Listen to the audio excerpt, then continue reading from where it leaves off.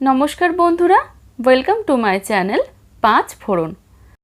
আজকে আমি আপনাদের তৈরি করে দেখাবো পুজোর ভোগের লাবড়ার রেসিপি। ভোগের খিচুড়ির সাথে ভোগের লাবড়ার টেস্ট আমরা সকলেই জানি কতটা সুন্দর হয়, কিন্তু বাড়িতে বানালে সব সময় ভোগের লাবড়ার মতো টেস্ট আসতে চায় না। আমার দেখানো রেসিপিটা দেখে এইভাবে একবার বাড়িতে বানিয়ে দেখুন, আশা করি ভালো লাগবে। তাহলে আর দেরি না করে চলুন চটপট রেসিপিটা দেখে নিই। লাবড়া বানানোর জন্য যা যা সবজি নিয়েছি সেগুলি হলো একটা ছোট সাইজের বাঁধাকপি। বাঁধাকপিটা আমি একটু বড় বড় করে ও চৌকো চৌকো করে কেটে নিয়েছি একটা ছোট সাইজের ফুলকপি। ফুলকপিটাও এরম টুকরো করে কেটে নিয়েছি। একটা বড় সাইজের ঝিঙে নিয়েছি, ঝিঙেটাও লম্বাভাবে মাঝখান দিয়ে কেটে টুকরো করে নিয়েছি একটা বড় সাইজের বেগুন, বেগুনটাও একই রকমভাবে কেটে নিয়েছি। এখানে নিয়েছি কুমড়ো, কুমড়োটাও এরম ছোট ছোট করে টুকরো করে কেটে নিয়েছি। একটা বড় সাইজের মূলো নিয়ে এরম ছোট ছোট করে কেটে নিয়েছি। আর নিয়েছি একটা বড় সাইজের আলু, আলুটাও একই রকমভাবে কেটে নিয়েছি। কড়াইতে 4 টেবিলস্পুন পরিমাণে সর্ষে তেল দিয়ে দিয়েছি। তেলটা গরম হয়ে গেলে দিয়ে দিচ্ছি কয়েকটা বড়ি।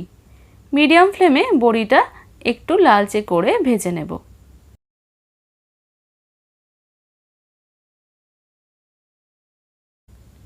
লালচে করে ভাজা হয়ে গেলে তেল থেকে তুলে নেব।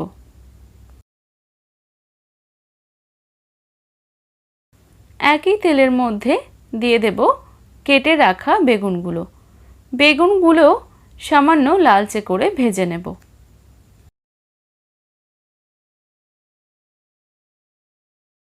বেগুনগুলো ভাজা হয়ে গেলে তুলে নিচ্ছি।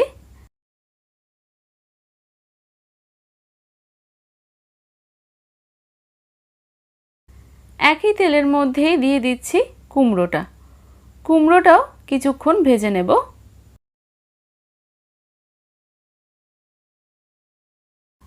হালকা করে ভাজা হয়ে গেলে তুলে নেব।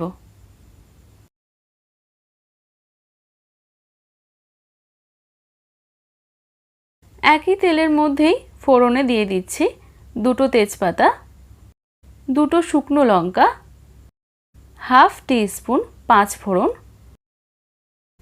ও হাফ টিস্পুন গ্রেট করা আদা দিয়ে দিলাম। ফোড়নটা খানিকক্ষণ নাড়াচাড়া করে নেব।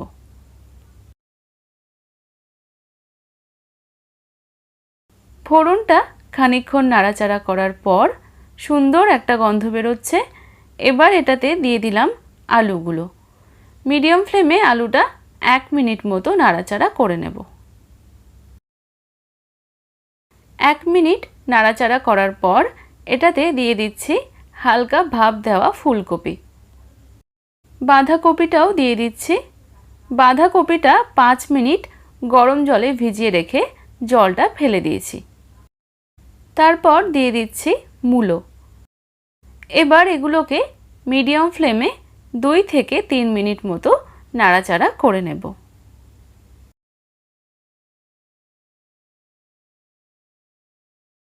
সবজিগুলো 2-3 মিনিট নাড়াচাড়া করার পর দিয়ে দিচ্ছি ঝিঙেটা। ঝিঙেটা দিয়ে ভালোভাবে মিশিয়ে নেব এবং ঢাকা দিয়ে দেব মিডিয়াম ফ্লেমে 5 মিনিটের জন্য। আঁচটা একদম কমাবেন না, না হলে অনেকটাই জল ছেড়ে দেবে। 5-6 মিনিট পর ঢাকাটা খুলে নিচ্ছি।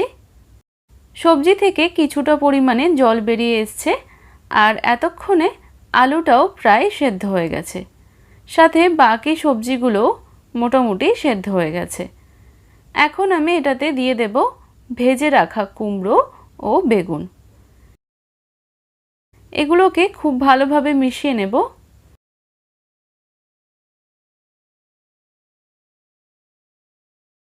তারপর দিয়ে দেব স্বাদ মতো নুন,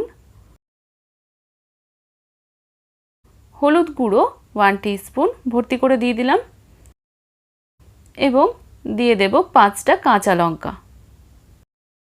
নুন ও হলুদটা সবজির সাথে খুব ভালোভাবে মিশিয়ে নেব এবং ঢাকা দিয়ে দেব মিডিয়াম ফ্লেমে 6 থেকে 7 মিনিট মতো।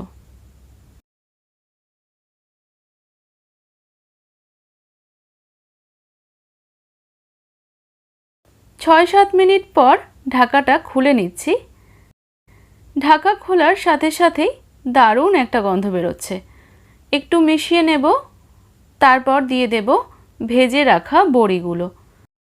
বড়িগুলো আমি হাত দিয়ে একটু ভেঙে নিয়েছিলাম, এতে টেস্টটা ভীষণই সুন্দর হয়। তারপর দিয়ে দেব চিনি 1.5 টিস্পুন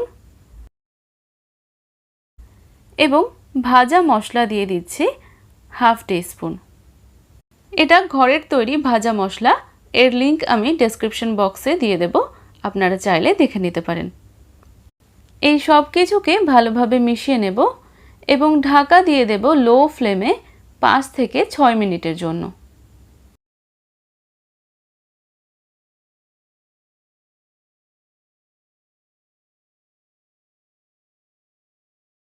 পাঁচ 6 মিনিট পর ঢাকাটা খুলে নিচ্ছি। তরকারিটা আরেকটু নাড়াচাড়া করে নেব। লাবড়া তরকারিটা একদম রেডি। আঁচটা বন্ধ করে ঢাকা দিয়ে রাখবো 5 মিনিট মতো। এখন এটা আপনারা ঠাকুরের ভোগে নিবেদন করতে পারেন।